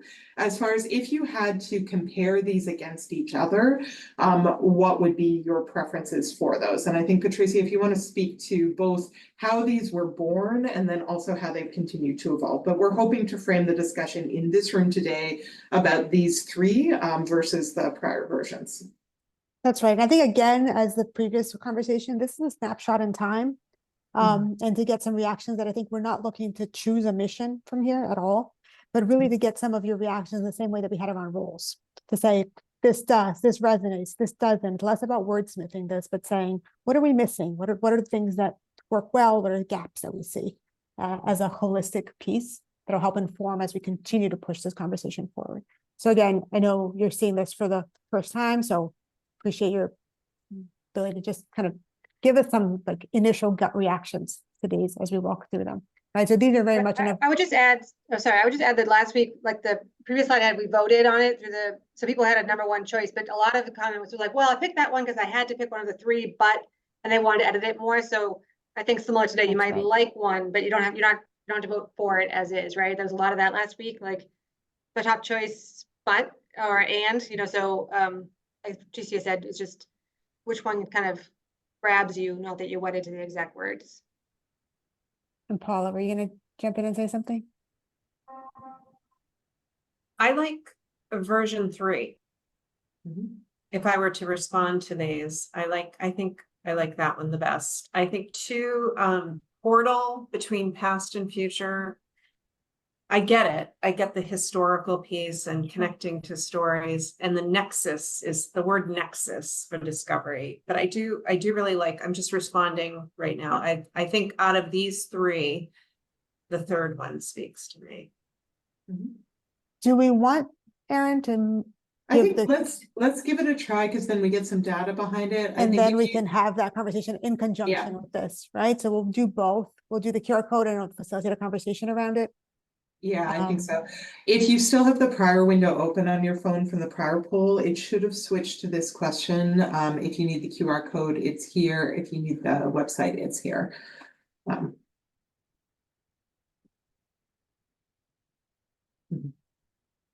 Yeah, well, it takes slightly longer to start the discussion. I think it helps us sort of get more of the voices in. And Jade, can you just confirm that's working on your end? Yep, it's working. Perfect.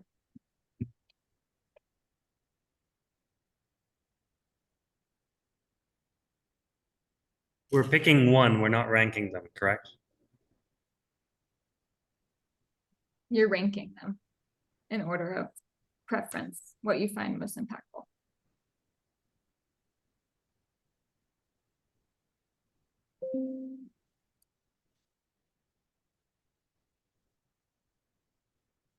There it goes.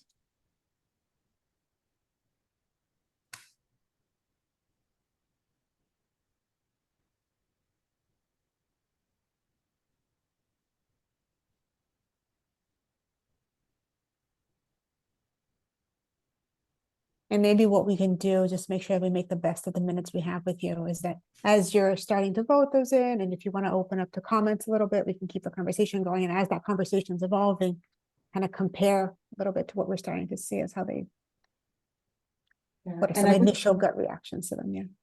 Yeah, and regarding Paula, you mentioned the word nexus. I think an interesting conversation that's been happening with our team is this sort of central role as far as not necessarily that the library is your final destination, whether that's on a personal journey or a discovery journey, that it's a place you are drawn to that helps you head where you are going. Or I think another framing of that has, David, was some of the discussion around cultural advocate as far as a repository and holder of memory, but also a collector of future memories and stories to come.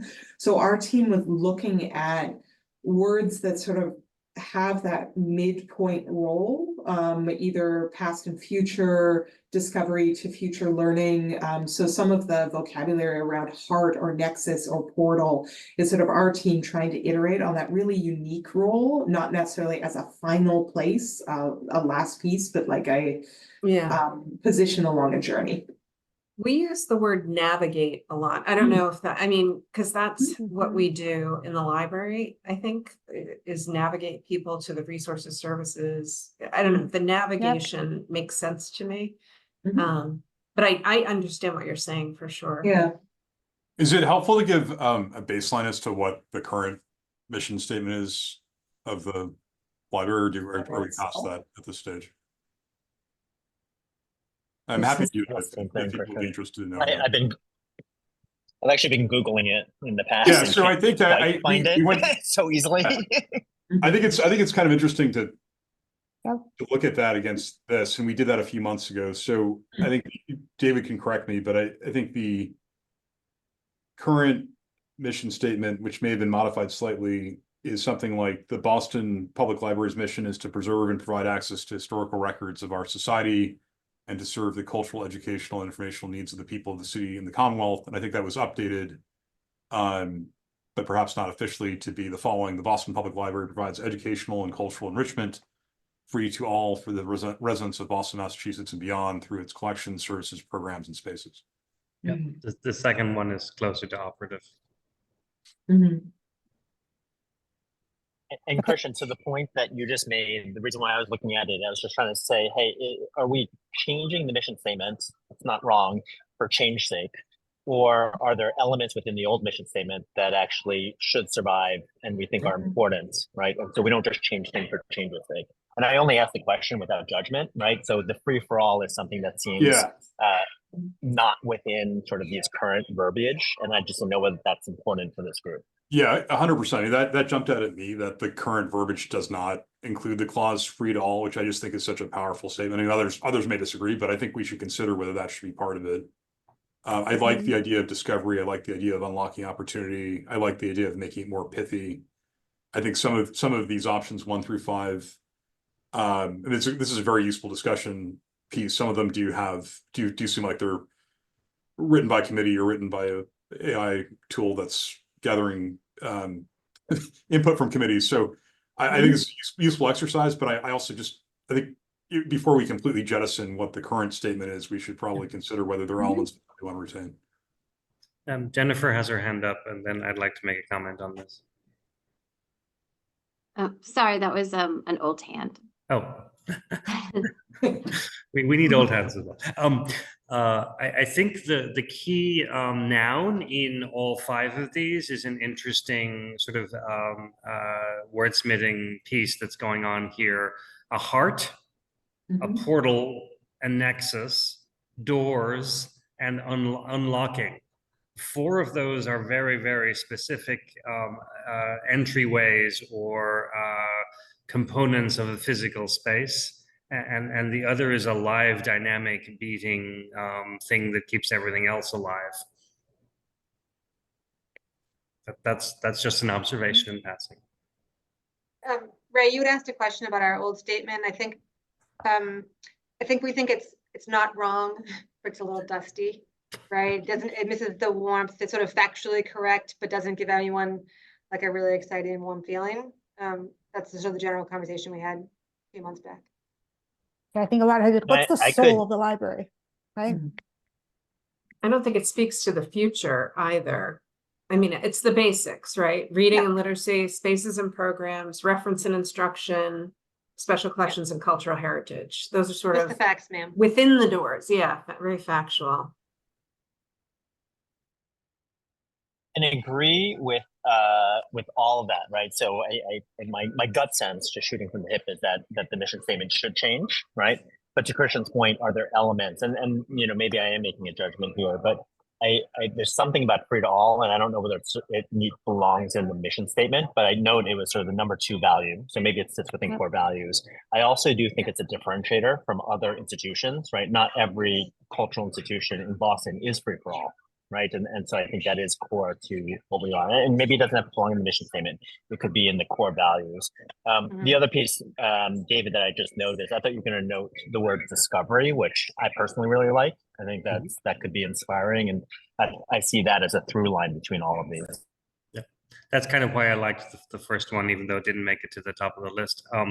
I do think we've used free to all as our byline, rather than more as a formal component of mission and vision. And you know, certainly in all my time here, the language of vision and mission has not been something that the library has ever really centered in its messaging or its work. I don't know why that's the case, but we just never have. Maybe they were never exciting words. They were just descriptive words and good to have. But other organizations I'm part of or have been part of always have a mission statement as very, very, as their umbrella directional guide, but not here for some reason. So if we put all this work into these statements, then hopefully they will be useful, in addition to keeping perhaps free to all somewhere if it doesn't evolve into one of them. I think our old mission was hard to remember too. I think, you know, the missions that get used most are the ones that are easy to remember, but the older ones, they were a mouthful. There was we were trying to list everything.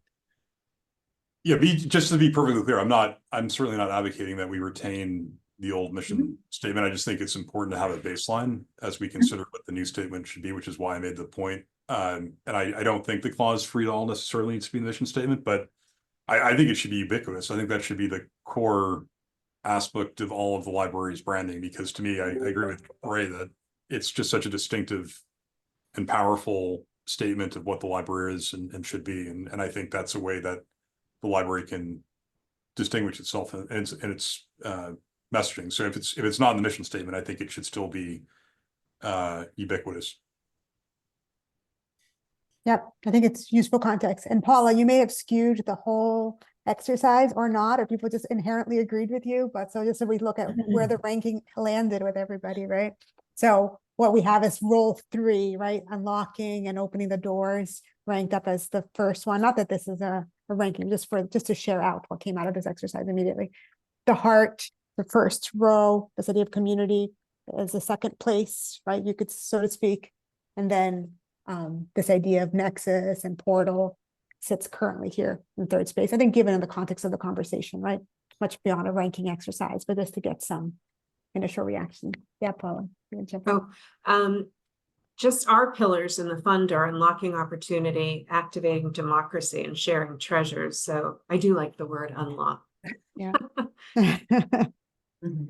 I mean, it makes sense because those are under access, and access was by far the highest Highest value. value. Yes. So I think we just naturally gravitate to access. And it resonates with free to all. There's just a lot of it there that's intrinsic to BPL. I think the challenge that we have been handed for our team as well is to find where these ideas best live, whether it's mission, whether it's vision, whether it's values, whether it's roles. I think a lot of the discussion has been around, like, I love this here in this context of this piece, but how are these pieces speaking to each other? And I think it's for us to take this wonderful feedback today and kind of find homes for all the objects. I think just glancing at time, we've got just about 10-15 minutes left, pending other business at the end. We wanted to end zooming out a little bit with a little bit of a discussion around call to action and shared outcomes, and sort of where this takes us in the future. So suspend disbelief for a moment. We're going to talk a little bit about outcomes, and then we have a few prompt questions for this group to close out today's discussion. So outcomes in that, what is the observable result? What is the difference that we are making in people's lives as a library? And Margaret, feel free to jump in on me at any point. We did mention WAVE a couple hours back as far as the alignment diagram between the mayor's priorities here on the left, and then how BPL is currently contributing to those. Again, Margaret, you want to layer a little onto this? Yes. So one of the ways, I think, one of the questions that has arisen from you all in particular is, how can we help support prioritization? And one of the ways that we do that is through this exercise of outcomes. So as a result of the Boston Public Library, individuals, communities, the city, and the Commonwealth have been transformed in a positive, meaningful, and demonstrative way. And one of the ways in which we can filter this prioritization is, what are the opportunities we have to even be a stronger alignment with the city's and the mayor's priorities, which this diagram is illustrating. And Ray, this is, I think, speaks to your question earlier today, is where do we want to align our work to support the youth services objectives? And I know Michael, BPL has been in this work for many, many years, leading it nationally. Jose, I bet you're interested in how the work supports the arts and culture needs and opportunities of the city. But this is one framework in which we can start to align shared outcomes to prioritize. And then a second framework, and we've used this for discussion with a few of the groups that we've connected to, is sort of contemporary library initiatives. And Margaret, do you want to speak to this source?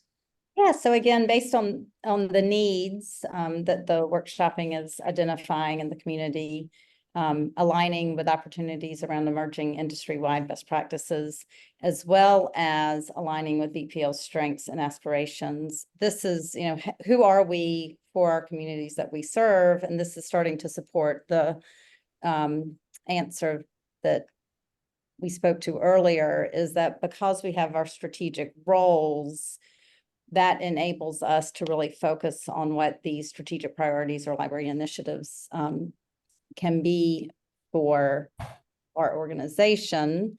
And then really looking at what these outcomes can be on the basis of, again, alignment with citywide objectives, alignment with community partner objectives, where we can also fill gaps and bring the strengths as well as the strengths of BPL based on current programs. Sorry, Margaret, just these are generic initiatives in the library field. These are not specific to BPL, nor have they come explicitly from any work that we've done together yet. Yet, right? Yeah. And we're putting on them, yeah. Exactly. Correct. So it's more framing what's out there that we can reach towards the mayor's priorities, contemporary library initiatives in the sector as a whole. Mm. And then I just don't want our committee members Right. thinking that they're something that they are not yet, although Yeah. obviously they resonate a lot with us, but yeah, right. Perfect. And then how can we use these thought starters to speak to outcomes? So I'll leave this up for a bit, but these are just examples. If we want our outcomes to lean into some of these pieces, what a language around outcomes could look like. Whether that's increasing reading scores for communities lagging behind, or experiencing greater social connectedness in key neighborhoods. Again, these are just thought starters for how you take some of these themes and bring them into an outcome language. Right, as a modeling. And modeling that. So we wanted to bring to this group, understanding your position as leaders. How can we propel forward our thinking on outcome goals, leveling up the conversations to date? We know from some of our earlier discussions, what bold path do we see the library embracing as it rings in Boston's quarter centenary in 2030? How will we shift from solve for problems to solve? And how will we bring the most value to the city as a way to increase conversations on fundings and investment? So none of the feedback to date is going away. All of this is feeding to the conversation for mission, vision, values, our strategic role. But we did want to take a bit of a pause at this juncture as we're sort of beginning to articulate this into the plan. From this group in particular, when you think of the bold paths or the bold potentials for the future, what comes to mind as key outcomes that could serve either the Commonwealth, the City of Boston from the library's perspective and potential future impact? And again, I will also recognize we've been on the call for almost 2 hours, and this might not be the best framework to jump to these bold ideas, but we did want to take a pause, and we're happy to collect feedback after the meeting as well to think on these questions and how we can level up our thinking. Paula? Just a quick thought. We were putting all those stickies up in not the last leadership and staff meeting, but the one prior, and a lot of them related to particular areas that we wanted to focus on, whether it was social, public health, and social services. Although it might be helpful for this group who wasn't privy to that, to just what really popped up, because there were, you could see from the charts, there were several stickers, I know, on social services. Are there things you could share a little bit that might help this group? I think. I think we got just to build on Paul. I mean, I think we did go through that. You did see those, and I think okay. I think different stakeholders have gone through that exercise. I think this group. Okay, good. I just wanted to make sure. Exercise where we came up with some ideas that I think would go to some of these questions. I think these are really good questions. I doubt we're going to be adequately able to answer them in 6 minutes. But I like the idea of just coming up with a list of the 15 or 20 most interesting tactical, bold tactical suggestions that people have made. Yeah. And maybe having this group consider them. I suspect what ultimately we will want to do is make sure that we're prioritizing things that relate to the key roles that we've aligned on and the mission statement that we've aligned on. But I think this is a very tangible aspect of it. I think this makes it more real in a way to think of specific things that the library might do differently that it's not doing currently as a way of being bolder or achieving the roles that we think this group thinks it's important for the library to achieve. That makes sense. And we can definitely come back with a sort of thought starter list from what we've heard to date. for reaction for any gaps for some of those pieces as well. And I guess just because we only have 5 minutes left, maybe it's worth talking a little bit about process. We've covered a lot of ground. I think there have been some really great comments from this meeting, although if others are like me, they may be thinking, where we go from here? We've given you disparate thoughts and reactions that don't provide clear guidance, and maybe it's food for thought and you can reflect on it and we can iterate. But how do you propose that the input of this committee be used to advance things in a way that's practical and moves forward this process in a meaningful way? I think at a high level, verbally, Christian, Ray, ourselves, we've had some conversations as far as how can we break down the milestones, how will the document come together. Our team will be putting together sort of what are the pieces of the strategic plan that will be coming out in the following weeks. We will be sharing that initially with the steering group, which some of you are members of, and using that group to determine where are the best ways to bring in the feedback from various stakeholders. Again, that's a verbal update, but at a high level, our team is working at sort of what are the upcoming milestones in the next 6 to 8 weeks, and where are the key moments for input and discussion. And I know Christian and Ray are both part of our and Jose as well, potentially, are part of the steering group that will bring updates back to this group in particular, but there may be moments where we're sort of looking for wider input on drafts or pieces as they come together. Is that a helpful framing? You might be on mute, Christian. Sorry, yeah, I think that is helpful. I think giving this group an opportunity to review an updated version of the segmentation wedges could be valuable. I think providing the laundry list of tactical bold initiatives that the various groups have come up with and having people identify what they're most excited about could be interesting. I think there probably are opportunities for soliciting directed input from this committee that could be very valuable, but I don't know whether David and Ray and others have different perspectives, and Jose. Yeah, I think we're probably at our pause point. So I know it might be unsatisfying to leave with open-ended questions at the very end, but obviously we'll be continuing to work with the consulting team between now and the next strategic planning committee meeting for sure. It does strike me that the refinement of the roles segments, both the model and the exact names, and like we've got to take that to the next level of fixity before being able to, I think, drill into the initiatives that stem from those roles, and should be both an inventory of things we already do or intend to do, or that these call us to do or stop doing. So I think we may have to live with a little unsatisfying of an end to this meeting, but know that those are the next steps. But I would say the updated segment listing, kind of having a draft of that for feedback, and the outcome goals based on sort of what we've heard. I think those are two sort of micro deliverables we can take away as well as a suggestion for those pieces. Yeah, Aaron, I loved Jose's suggestion early on that knowing what potential outcomes are, depending on what these roles, what the terminology of the roles is, actually helps us refine what the right roles are. Yeah. So there is something about that in tandem.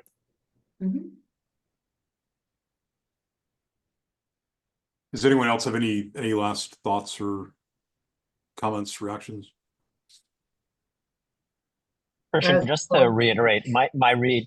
Sorry, and my read of the roadmap, but it may be an old one, right? Is that technically, what I don't say, there's an engagement number. This is engagement number 3, if I'm not mistaken, right? And there was supposed to be an engagement number 4, which is, to me, sort of seems too fast forward. It's about the rollout, how we will champion the plan.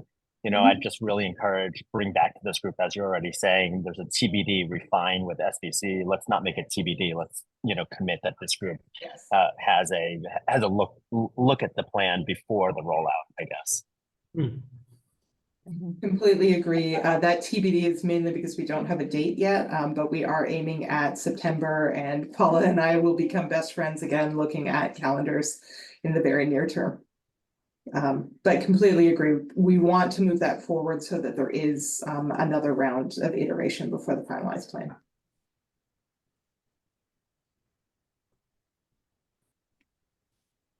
Do you have anything else, or is it okay for Christian to move on to see?